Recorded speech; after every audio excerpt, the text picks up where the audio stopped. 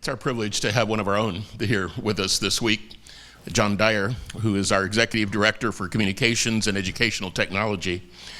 He's been a web developer for more than 15 years, building tools used by Apple, Microsoft, Anheuser-Busch, Harley-Davidson, WordPress, and the Department of Defense. If you were not here yesterday, he's developed Bible software for use in closed countries, and hundreds of thousands of copies have been distributed. He has his THM from DTS, and he is currently a PhD candidate at Durham University. His interests include science, technology, ultimate frisbee, and figuring out what it means to love Jesus. At one point, he patented a molecule. You can ask him about that on another occasion. He currently serves, as I said, as our Director of Communications, Educational Technology. He writes on issues of technology and faith for publications like Gizmodo, Christianity Today. He's the author of the book From the Garden to the City, The Redeeming and Corrupting Power of Technology. And he and his wife live in Irving with their two delightful children. John, thank you for spending the time to prepare for this week amidst all your other responsibilities. Would you join me in welcoming back to our platform, John Dyer? Thanks, Dr. Dyer. Okay. Well, thank you for having me again. It was a pleasure to be with you yesterday. And yesterday we talked about this idea of a dance with light, and we read a prayer from an old Book of Common Prayer where people used to often pray and thank God for getting them through the night. And now that prayer has been removed from the Book of Common Prayer with electric lighting. So we talked about how technology is this wonderful thing that we use to shape the world, and yet it in turn shapes us. And my daughter was here yesterday, and she drew this of me yesterday. So there's me with a curly hair and speaking, and she really liked the remote, so that was a big part of her life yesterday. So today I tried to create a title that would be too long for Twitter, so here it is. New Media, the Virtualization of Culture, and the Need for Embodied Places and Practices. So we'll extend what we've been talking about of the need for artists and coders and pastors and theologians all to be talking together to help navigate this new media world that we're in. So first, though, I want to introduce you to this guy. His name is Chuck Mccarthy, and he lives in Los Angeles, and he's an aspiring actor. He says he grew his beard so he could play homeless people, and he's trying to figure out what he would do for work in between. And so what he's decided to do is to set up a people walking business. So he puts ads on Craigslist, and what he's found is that there are so many people in the Los Angeles area that are just so lonely, basically. They have no one just to go on a walk with, no one to talk with, no one who will listen, and no one who will keep them company and be safe with them. And so he's now making $7 an hour walking people around Los Angeles. The people feel so displaced and disconnected that he's come up with a business for this. And I think this is emblematic of where we are. If we think back to maybe the early 80s or 90s as the internet is starting to come online, there were these worries that there would be sort of your online life and your offline life, right? That there would be this complete separation, and there would be these stories about people who were married in their real life, and then they would go online and they would have this whole second life, literally, and they would marry somebody else, and that was the worry that things would go that way. Well, it's turned out that's not really what happened, right? We have a much more connected world where we are on and off of our phones all day long. And so it becomes part of our lives, not this separate world out there, but it's who we are. And there's a lot of wonderful benefits that we've talked about yesterday, and a lot of beautiful things that we can create, like the videos we saw today. And yet there's also this rapid change. So this is when Pope Benedict was elected. You can see the one person rocking the flip phone in the corner, right? And then here's when the cool new Pope came. This is what it looked like. You can see just how fast things have changed in the last decade or so. And yet, as we are starting to learn how to use phones, we're also learning how to experience the world, how to experience our children growing up, how to experience concerts, how to experience events. And are we really there, or are we using our phones? Or is it okay just to snap a few photos? Is that totally normal? And you can see here this one woman, she seems to have this sort of serene view that she's, whatever they are enjoying here, she seems to be enjoying it in a different way than the other people are. And yet, using your phones is sort of part of modern day life, right? And yet sometimes it can be pretty detrimental at the same time. We're raising a group of kids who are watching us. They are observing our patterns. They're seeing how we use them to one day want to emulate those things. And so they're wanting to learn from us, and we're trying to figure it out as well. There's these studies out there about people going onto Facebook and wanting to have a great experience with their friends, and yet coming away feeling a little bit more depressed. And just about whatever stage you're in, there's this thing, right? Where if you're single and you long to be married, then everybody's getting married online, right? If you have small children and they're throwing up on you all night, then everybody else is going on an awesome date, right? Or if you're an empty nester and you're at home and it seems like everybody else has more money to go on vacations, right? There's always these things that are out there that we end up comparing ourselves to, and we want to go online, and yet we feel bummed about it at the same time. Even when I go on Facebook, I guess I don't post enough, and so Facebook was reminding me that 150 of my friends had posted, but I had not said anything cool. And I didn't have anything cool to say, so I didn't post, So that's how it went. And we read these stories about people who look back at their Instagram life and they sort of realize that they were maybe making a life that wasn't really real. This woman, Asina O'Neill, is one of the famous cases of someone who is just so beautiful in every single picture, and yet she went back and edited every single one of her pictures to say, that it might take her over 100 photos to do these things, or how little she ate for that week before that, or what company sent her that so that they would advertise for her. And yet there's this constant fear of not having your phone with you, right? We're more afraid of losing our phone than our keys. It's become this extension of who we are. And we're afraid to be anywhere, to even not sleep without our phone nearby us.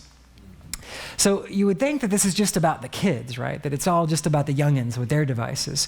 But it turns out that the younger generations are actually less likely to use their phones during meals than older generations are.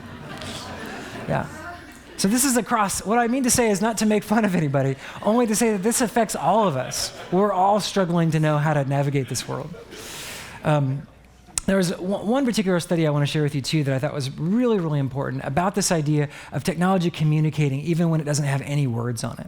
And in this study, they would pair up pairs of people to talk about something, and some of them would talk about something mundane like what they had eaten that day, and some of them would talk about something more important like what was the biggest thing that happened to them this year. And they would make one change to the environment. In some of the rooms, they would have a book on a table, and in other rooms, they would have a table. So it wasn't, they would have a phone on the table. And that phone wasn't either of the people's phones. It didn't go off or anything like that. It was just there as a background decoration. And they would ask people, how did you feel after this conversation? And the people that talked about, their meals, they were both great. But the people that had the more serious conversation, those that had the book in the room, they said, man, that was really good for me. I really enjoyed that, even though this was a stranger. But when the phone was in the room, people reported feeling more disconnected and fearful and uncomfortable, even though the phone didn't go off. And it shows the power of that device to say, there's a world out there that's more important than is here. So the authors of the study end up concluding that an environment without a phone is one that can foster connectedness, interpersonal trust, and perceptions of empathy. So I think as all of us are trying to figure out how do we listen well? How do we conduct small groups? How do we do that? Probably having the phone not be visible would be an important thing. For all of the fantastic benefits that phones have for online education and Bible reading and all of these things, it also has this power to shape our own spaces and affect how we interact with this. So what we want to do is to extend our conversation yesterday about technology and talk more about this theme of placelessness, and that the video this morning did a really good job of introducing us to this. And we think about the biblical story that we walked through yesterday, and we saw all the different places where God cared deeply about human creativity and making and technology. If we think about it in a different way, we can think about the story of Scripture in some way as people having a place and then going to an area of displacement, and then finally coming back and having replacement. Now, I don't mean replacement theology. This is a different thing here, okay? So what we mean by this is that, it starts out where the entire world is meant to be part of our dominion. We're supposed to go out there and to enjoy this, to make things from the world that God has made. And yet sin enters into the world, and then we experience this kind of displacement where we are somewhere, and yet we have a constant sense that we're not where we're supposed to be, right? We all experience this displacement. And our hope is not to leave this world, but it's for God to remake this world and to come back to a place where we are now experiencing place in the way that it was meant to be experienced. And this movement, this maybe dialectic, if you will, is seen through lots of stories in Scripture. When Abraham is called, he's totally fine where he is. He likes that place. And yet God asks him to go to a new place, and he experiences this displacement for several years as he's kind of going around and trying to figure out, how do I leave behind everything that I know and to go somewhere else where God is eventually going to take me. So you see this in the story of Abraham. You see it in Israel when they were in Egypt, and then they come out of that, and they have this displacement throughout their journey through the desert, where they literally had no place and no home. And they are wandering through the desert to eventually get to the land that God will show them. And I think this is one of the advantages here at DTS of the dispensational tradition, is we take this very seriously, that this whole idea of land is really true, and that we want to see Israel replaced, and then all of us to be replaced in the entire world.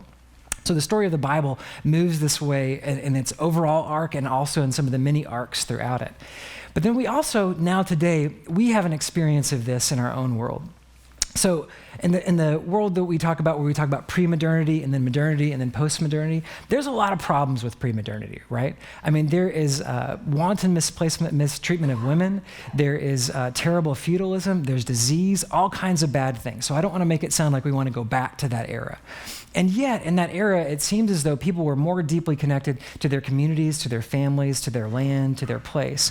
And then modernity comes in, and you have this radical idea of the individual. So Descartes starts this with that concept of, I think, therefore I am. Rather than me being defined by the God above or in the culture or family where I was raised, now I'm defined by my own self-thinking thoughts, right? And this continues on into postmodernity, where we become the center of the universe. And this affords great freedom for us. It maybe enables democracy, and science comes out of the Enlightenment, and all these wonderful things.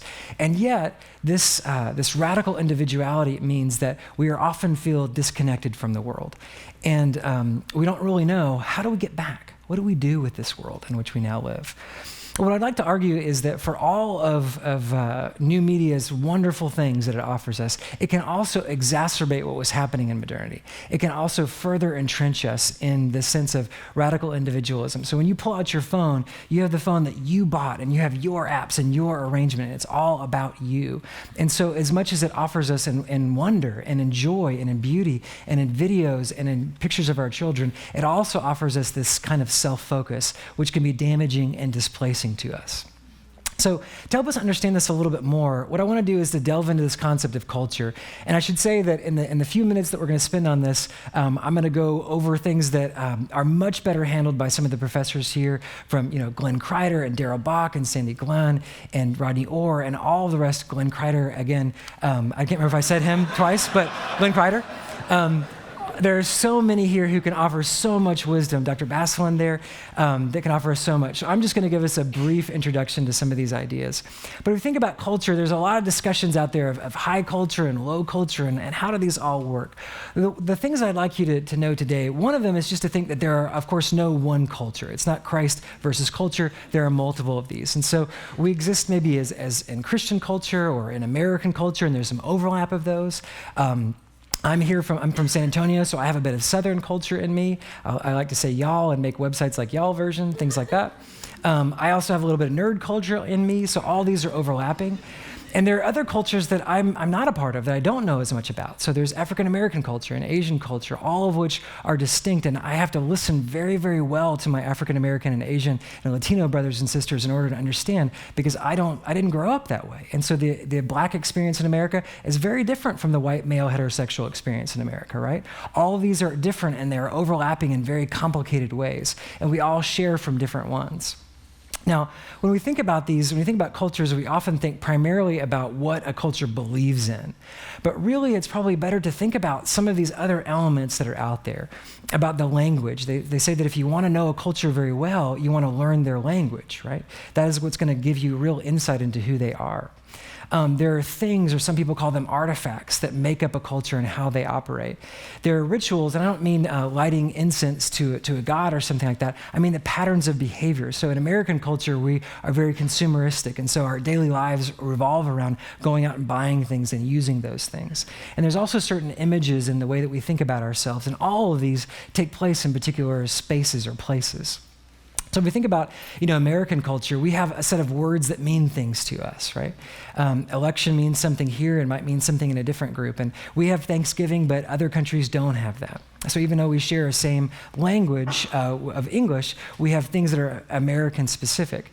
We have images about our own ability to do it by ourselves. We can pull ourselves up by the bootstraps. So I don't mean this image literally, but I mean what this image says about who we are as a people. We have all kinds of rituals in our country, right? From sports to buying things to makeup and all the rest. All of these things form part of who we are as America. We have spaces which are primarily, again, for buying things, right, in America. But all of these form what it means to be American. And in Christian culture, we have a variety of things that make up who we are as well. We have election, which means something very different. So if you walk down the street and you say, what do you think about the election? They say, gosh, I can't wait for November 9th. And you're like, what? It means something different in this case. And other words like love on them kind of makes sense to us, but might feel weird outside of Christian culture. It's kind of an interesting phrase. So we have internal language that separates us from other people. Right? We have images within Christianity of the cross, of Jesus' great sacrifice for us that makes such a difference in our lives. We don't think of ourselves as evangelicals of having a lot of rituals, right? But we still have 2 songs, announcements, 2 songs, sermon, 1 song, right? It's very liturgical and ordered, isn't it? So we have that as well. And we have things and we have spaces. All of these things make up our understanding of probably this is a very American version of Christianity, of course. And nerd culture exists too. We have lots of things that make up us. And depending on how many of these references you get, you may or may not be part of nerd culture. But the way all of these things work is kind of interesting. Because if we think about even this room, the way that these objects work is that if you think about the way the chairs are arranged in this room and the podium, these all say something, don't they? They have a meaning and a value system. So by some kind of magic, we know that this is a lecture, right? And we know that you are a learner and I am a speaker, right? At least for the few minutes. And that it values what I'm going to say, not what the audience is going to say. Now, these very same objects could be rearranged in a different manner, and it would have a very different meaning for us, wouldn't it? So it would tell us that this is a group, and your identity would become something else, and we would value hearing from everybody. So even something as mundane as a chair, which remember in the Passion of the Christ, Jesus invented in that one scene, even something as important as a chair can send to us a set of values and meaning and identity. And this is happening all around us at all times. All of the things around us from all of these images and objects are saying something to us. So what do we do when we drop this new device into there? What does that begin to say? And we saw a little bit of that in that study earlier. So to think more deeply about how culture and new media would work together, I want to offer just one simple definition of how new media might work. So with new media, this is a definition by Lev Manovich, who's an MIT scholar. And so he's going to outline a couple of really specific factors in this. So by numeric representation, he means something like moving from analog to digital. By modularity, he means that once things are digital, then you have this option to combine different things from different kinds of media. So we were able to have, say, 2 videos side by side, just as an example earlier this morning. With automation, we're able to do things like, say, speed up those videos that we saw this morning. You're able to do some new things with those. And also, you're able to create kind of an infinite variability and make it work in different areas. And also, the transcoding simply means that you can take it from one format to another. So we have these screens that can be on laptops, they can be in TOD, all of those things.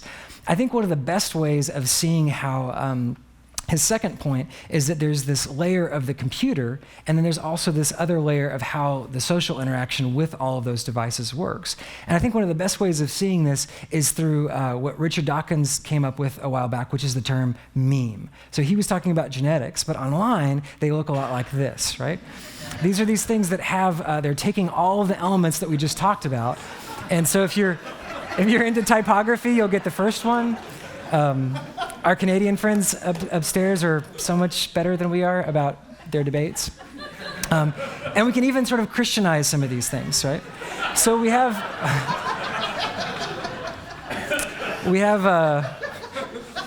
all 5 of these elements here. We have the elements of these things being digital. We have the combination of a painting of Jesus and then glasses were combined together in modularity. We have the automation of the websites like Meme Generator that actually create these for us. We have the variability that we can change this text in and out. We have the ability to copy it from Google into my PowerPoint presentation. That's transcoding. All of these things operate. And then we have that whole computer layer, but also the social layer. So you have to know about Star Wars, and you have to know to get the first one. You have to know a little bit about Christian theology to get the second one. And as funny as the one on the right is, it's also beautiful, isn't it? I mean, to think that God the Father would send God the Son before we were ever born to die for us, and that he would send the Holy Spirit for us that was ready for us even when we were born. So as funny and kind of clever as this is, it's also profound, right? This is the center of the hope of our faith. So we can see how new media works, and just one more, because I think these are fun. So again, there's multiple layers.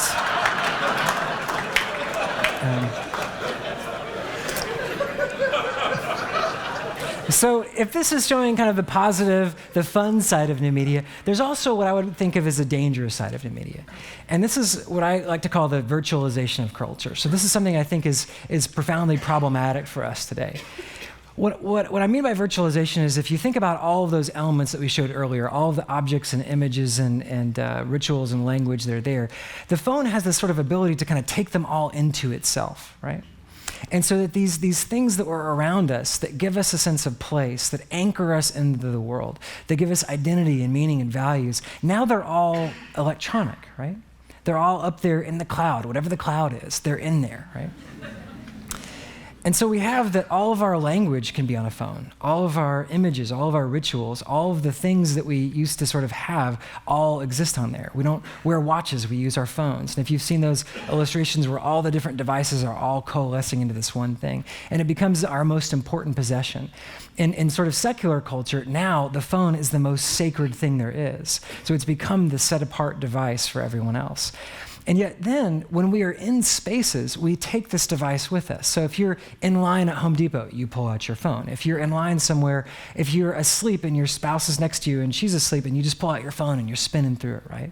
If your kids are doing something boring, you pull out your phone, you know? We do this, and it has all these interesting meanings for us, because someone who is a soldier out in Iraq, a phone is connection to life. For a parent with a whiny toddler, this is a way to make them be quiet, right?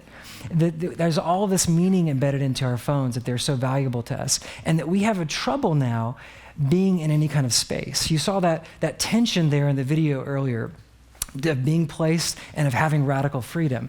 We live in this tension constantly of, should I pull out the phone or should I not?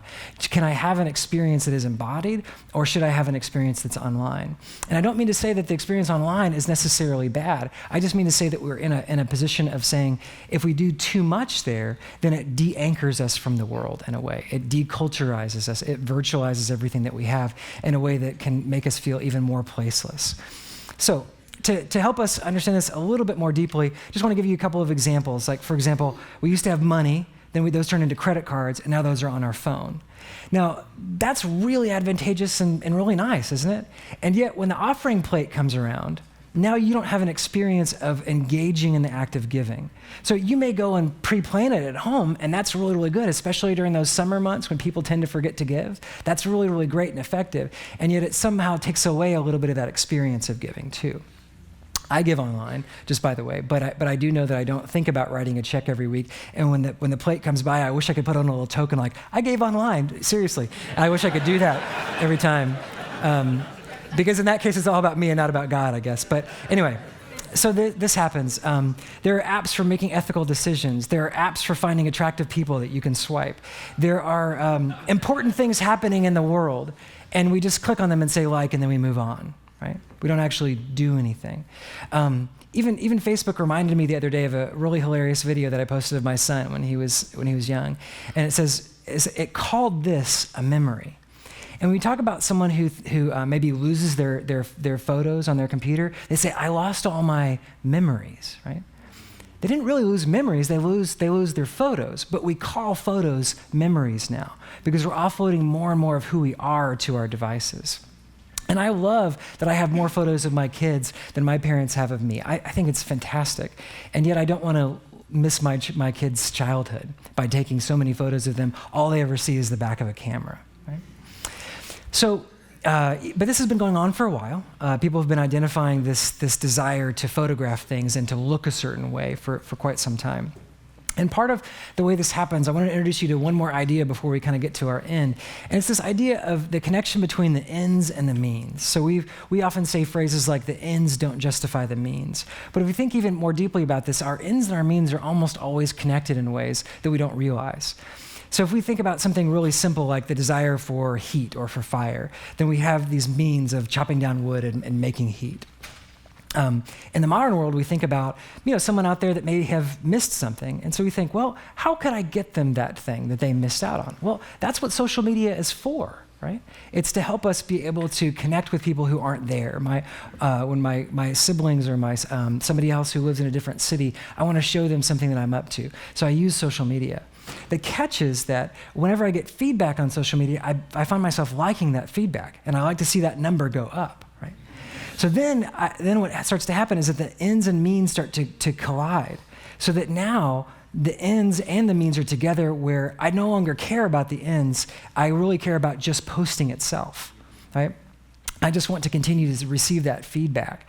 And so then this becomes, like I said early on, kind of an extension of Descartes' idea that I think, therefore I am. Now it's almost the sense of I post, therefore I am. This is what actuates my own existence, what validates me in the world. And like I showed you earlier, when I log on, Facebook reminds me, you haven't posted in a while. You don't exist to your friends.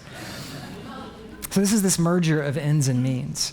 And with our phones as well, originally, we all bought these in the 90s because of emergency use, right? We thought, well, man, I'll have this just in case. What if I get a flat tire on a distance road? Or what if I get caught out in the mountains?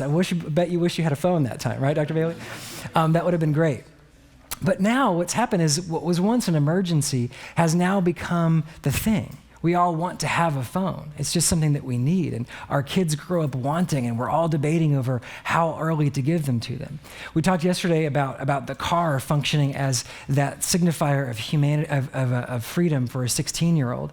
But they have to go through, driver's ed and a whole year of a permit. We wait until they're 16 to give them a car, this adult thing. And now we hand a phone to a 3-year-old and say, go for it, right? This thing that's much more powerful than a car, much more powerful than a bow and arrow. And yet we hand it to them at a young age with absolutely no training at all. And so having the phone becomes the most important thing. It becomes the ends and the means unto itself.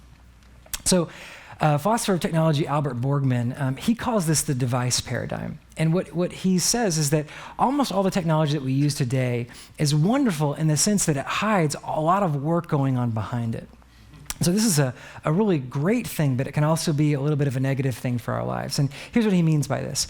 If you want to get the abstract concept of heat, you just want to have heat, or you want to have, in Dallas, you want to have air conditioning even in October. If you want to have that thing, the old way of getting it was with this kind of means, and the new way is just a thermostat. You just press a button, and the commodity of air conditioning comes out, or the commodity of heat comes out. What Borgman is saying is that hides this earlier process behind there. So it's hiding this whole infrastructure of systems, of labor and of transportation. All of this is hidden behind the Nest thermostat that we might have had. Now, if we think about some other areas in our lives where this is true, like just the getting of food, when we use something like this, we hide all of these processes behind it. Now, a lot of times, this is what we need to do to survive. We need microwaves to make food more quickly, and that's great. But what Borgman is saying is that sometimes this can separate us from important things in humanity, because the means itself sometimes is the deeply human thing for us. And so that just the act of not just sharing the meal, but the act of cooking in front of your children, or cooking with your roommate in Washington Hall, spending that time together there in the actual process, that can be just as important to us as the actual ends. So what he's saying is sometimes we need to go back and restore some of these older means in order to actually have a more rich ends. So he calls this focal practices. He says, technology can do all of these great things for us. And in fact, he's very clear to say that he loves the commodity of heat that comes out of a button, because it literally saves lives in cold areas or in hot areas, that we need these things to survive. And yet, sometimes we need to go back to things where we have vehicles that can drive us, but sometimes we need to go for a jog or a walk. Sometimes we can heat up a meal in a microwave, but sometimes making it manually with somebody, that's where that deep conversation comes up that you didn't know was going to happen. So he's saying that we need to restore these focal practices to unhide elements of our humanity and our culture. So again, to go back to Israel, to think about their displacement and their era. When we think about their middle zone there of being in the desert, what did God give them when they were in the desert? They were coming out of Egypt. What did he give them? What is the whole book of Exodus and Leviticus and Numbers and Deuteronomy? What's in there? Right? So he's going to give them an entire culture. Comes down out of heaven, a whole set of language, a whole set of images, a whole set of rituals, a whole set of things, and even spaces in which to worship, all of which would give them value, would give them rootedness in a disconnected world, would give them a sense of place, even though they're in the middle of the desert.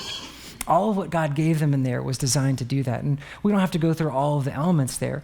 But what I think what's important for us to realize is that it takes all three of these guys to do it.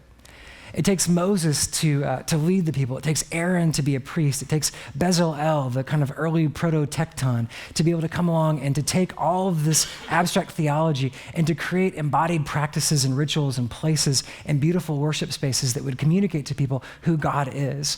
Every time an animal was slaughtered and you would smell the blood, that would say something about our sin. Every time you saw that curtain that was separating us from the holies of holies, that says something powerful about God that just words alone can't say. The combination of words and images of symbols was what really made Israel who they were and what gave them a sense of place and rootedness even in the desert. So, what about us in this space between death and resurrection? We've seen the first fruits of resurrection. We've seen Jesus, and he's ascended into heaven. What do we do now in this place, in this time, with media and all the things that are around us? Well, what I like to say is that it's not about retreating away from our technology. Even the early New Testament writers are debating about when to use technology of writing and when to be face-to-face. Remember, in the Corinthian letters, he's saying, I really wanted to come to you, but I thought we would get in a fight, so I wrote you a letter because I thought that would be more redemptive, right? They're making really clear choices about how to use media and when face-to-face is important. It's all combined. Remember, there's not offline and online. These are both combined in our lives. We need to pull these both together. And yet, I think that in evangelicalism in particular, we have tended to focus over an area of language, of teaching, of speaking, and all those things. And I'll tell you what, you are at the right place for that. And part of my job in marketing, I've counted up all the hours you get, even in a 2-year MA here in Bible and Theology. It's more Bible and Theology than you're going to get in a 3-year MDiv at Southern, at Fuller, at Trinity, at Gordon Conwell. You're getting more of this deep language of God here than anywhere else, any other seminary you can go to.